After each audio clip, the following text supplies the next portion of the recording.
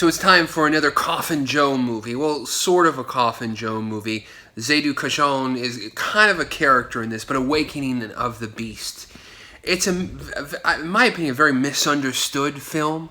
It's a film of its time, but it is, many people consider it Jose Mojica Marin's masterpiece. I don't know about that, but I think it's a hell of a good movie, and so I'd like to talk about it, and maybe hopefully after you've gotten my interpretation of it, you'll appreciate it and understand it a little bit better. Because I know the first time I watched it, many years ago, I watched the Phantoma DVD of it. I never really understood it. It kind of just struck me as this kind of like hippy-dippy, zapped out, watch people take acid and freak out to Coffin Joe, but I think it's a much deeper film.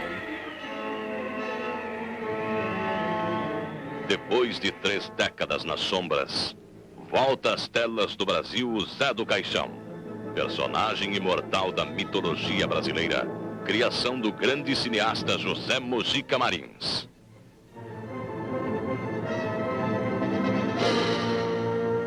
Cuidado! A besta pode acordar.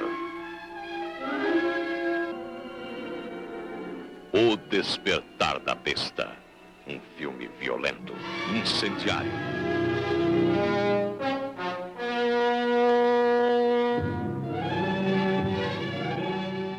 So here's the Coffin Joe Marin's story so far. Okay, he had his first 2 movies, Midnight I'll Take Your Soul, This Night I'll Possess Your Corpse. Then move on to he made a few other films during that time frame.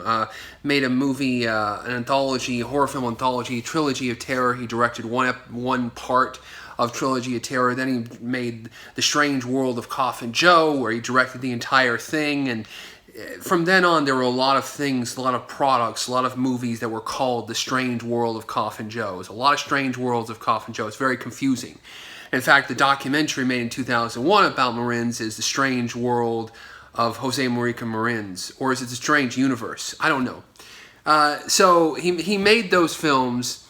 He made those anthology films with the idea of using them to finance a third Coffin Joe film. He thought for many years of making a third Coffin Joe movie, but he couldn't get the financing to do it.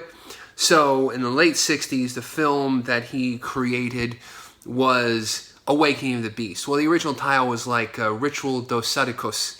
Awakening of the Beast, I think, is a much better title and much more what the movie is about. The movie is like is a drug scare film. You know, it's like an anti-drug movie, but it's a way it's like an anti-drug movie. Let me give you the rundown on the film. The film starts out with a bunch of vignettes of people who appear to be throughout the social strata of Brazilian society. All different types of people. Young, old, men, women, poor, rich. All of these people, the one thing they have in common is they do drugs and then they engage in abnormal behavior. Abnormal sexual behavior, abnormal social behavior, violence, just aberrant abnormal behavior. Intercut with these sequences, we see a series of talking heads in a dark room, which we eventually begin to acknowledge are these reporters who are interviewing this doctor who has written a book, who has researched drug addiction, and he's written a book about it. And then also on the panel is the reporters, the doctor, and for some reason Jose Mojica Marins, not Coffin Joe. He said one of the reporters is like, "Hey, are you Coffin Joe?" He goes, "No, Coffin Joe is in the cemetery. I am Jose Mojica Marins, the director." So again, we're kind of getting self-reflexive. So the doctor again and the reporters start describing scenes, vignettes of abnormal, aberrant behaviors brought on by drugs. And the film starts to take on the tenor of like a drug scare film. Drug scare films like Reefer Madness, very popular throughout the 30s, the 40s, the 50s, the 60s. my God, the 70s, and it seems like worldwide they were very popular, I mean, drug scare films, personal hygiene films.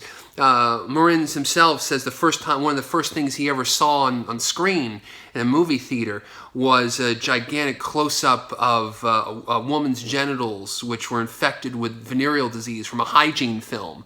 So, it made a big mark on him, these types of films. And so the film kind of takes on the appearance, at least, of like a Reefer Madness style drug scare film where we see all the crazy, horrible things that drugs have caused our society, the people in our society, the poor populace who have become under the influence, under the throw of drugs. Finally, the climax of the film, an experiment from the doctor. He puts together 4 drug addicts, makes them watch a Coffin Joe movie, and then puts them under the influence of LSD and says, okay, have at it.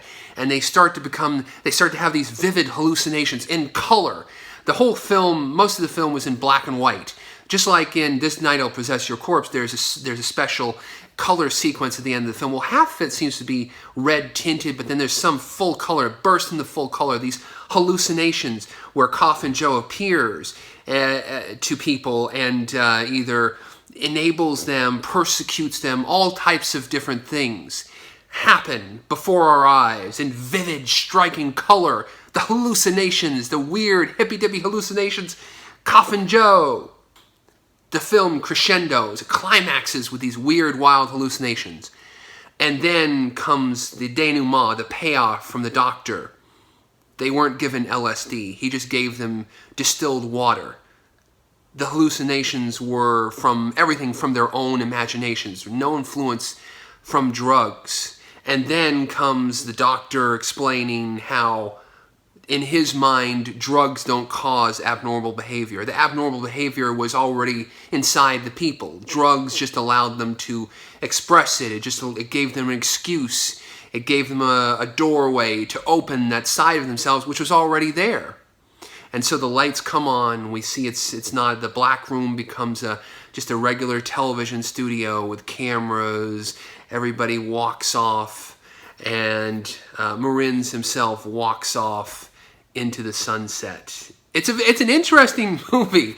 I mean, it's really an anti-drug film, because you see these sequences of drugs and abnormal behavior, and that's how the film is really sold. It's sold as like a drug movie. Watch people, trip out to Coffin Joe. But the end of the film is very much in keeping with the whole Coffin Joe, the message of, if there is any kind of message in the world of Coffin Joe and the films of Coffin Joe, is that there's no angels, there's no demons. It's all inside of ourself. If you feel persecuted, then Coffin Joe will be there in your nightmares to persecute you. If you're a sadist, like that old man in the film who in the weird dream dresses in the cocktail suit and walks over the woman. If you're a sadist, Coffin Joe will enable you being a sadist. It's all inside. If you want to live in a personal hell, you can live in hell. If you want to live in a heaven, you can live in a heaven. The whole idea of Coffin Joe, I mean, seems at face value kind of out of place in a late 60s, early 70s hippy-dippy film. But, the late 60s were a time worldwide of cultural rebellion, of cultural upheaval, where the old values were being re-examined and turned upside down. And I mean, what is Coffin Joe if not a blasphemous rebel? The whole character in the first 2 movies. So it makes perfect sense for someone who Marins to take those ideas and concepts and play them out in this kind of late 60s, early 70s type of hippy-dippy type of psychedelic film, which is all about, it's not about the trip, it's about what's in yourself. You may have that and whether you agree with that message or not, I just bring that out. But it's a very interesting point of view, and it's a very, as I said, it's like an anti-drug movie. It's not necessarily a pro-drug movie. It's all about it all starts with you. I mean, that to me, the message of Coffin Joe to me is very much a message of self-actualization in many ways. It's a message that everything is inside of you starts with you. So the film is a film of its time. A lot of those films, the hippy-dippy movies of the 60s and 70s, there is an element of them that you kind of had to be there to enjoy it. There's a lot of cultural elements, and of course, a lot of cultural elements of what was going on in Brazilian culture at the time that we may never really quite understand. But even without that, having the baggage of not understanding a lot of these things, the whole message of the film, I think, really comes through. Brilliantly shot in that inky black and white that those first few Coffin Joe films have by the brilliant cinematographer, brilliant Italian cinematographer Giorgio Attili, the late Giorgio Attili, who shot At Midnight I'll Take Your Soul, This Night I'll Possess Your Corpse, Awakening. He shot all of the great early Coffin Joe movies. The imagery of the film. It is a really polished film, though I think This Night I'll Possess Your Corpse is a hell of a good movie and a hell of a polished film that a lot of people take for granted. But Awakening of the Beast is really a beast all unto itself. Awakening of the Beast, 1970, it was never allowed to be shown in Brazil. His first two films, At Midnight I'll Take Your Soul and Possess Your Corpse, they toured around Brazil. They were cut. They were censored. This film was totally censored. This was at a time when directors and filmmakers were being put in prison, were being censored, were being... this film, I believe they tried to destroy the negative. The film was not shown until, in public at least, until 1986, 1987. By then, it was really a turning point in Marin's career, where from then on he was for hire. He was making adventure films, making jungle films, acting in other people's movies, making horror films, but it was never close to making the third Coffin Joe movie that he really wanted to do. And then in the late 80s, there began to become a renaissance in Coffin Joe very slowly. This guy, this journalist, Andre Brzezinski, tracked down Coffin Joe, started writing about him, started communicating about him. Awakening of the Beast started being shown in the early 90s. Of course, there was a continuing renaissance of Coffin Joe, with his films coming out in the United States through Something Weird Video. It was just snowballing, and it really has kind of on and off. The awareness of Coffin Joe has grown throughout the years. He's still in the United States. He's like a cult within a cult. Now, his films are very difficult to find in many ways. DVDs go in and out of print very, very frequently. Awakening of the Beast was one of the movies that was shown on Brazilian television in high def. And the high def print, which is available somewhere on the internet, I don't want to give out any kind of website, because by the time I give out a website, it won't exist anymore. It's one of those things. It's very kind of ephemeral. So I'm sure at some point it showed up on YouTube as well. It's a very scratchy print, but the color of the print, it's very scratchy. It's very obviously very kind of tampered with, and there are like black slugs at parts of the film, almost like there was stuff that was like pulled out and censored, and they pushed it back into the print.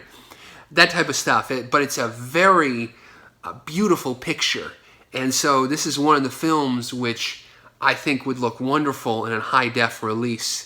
I really feel like somebody needs to break out the dollars, to break out the bucks, and really work with the Brazilian distributors and really get new scans of these films going, because they're really some amazing, incredible films. The first few Coffin Joe movies are amazing, are incredible, are marvels, and they're a piece of both Brazilian history and world history. These are incredible films. And Awakening of the Beast, as far as hippy-dippy drug movies, is probably one of my favorite hippy-dippy drug movies. That 70s, late 60s, early 70s, the type of hippy-dippy movies. It's one of my favorite because it has a message, and it has a function, and it has a form, and it has an energy, and then it has some wonderful sequences with Coffin Joe in the nightmare hallucinogenic color sequences at the end of the film. Yeah, of course, it is kind of like a something weird style, spooky freak out movie, but it's a much deeper movie. It's Marin's trying to go for a much deeper, much artsy fartsy art crowd audience, and creating a deeper film, and really succeeding. Really, I think succeeding in his goal of doing something deeper with a lot more soul and nuance and a message. It's an interesting film. That's all I can say. Love it, hate it. You may hate it. I mean, it is a very, in many respects, a kind of a dated film. But I think if you can get into the message, I think there's something there of great value, of great worth.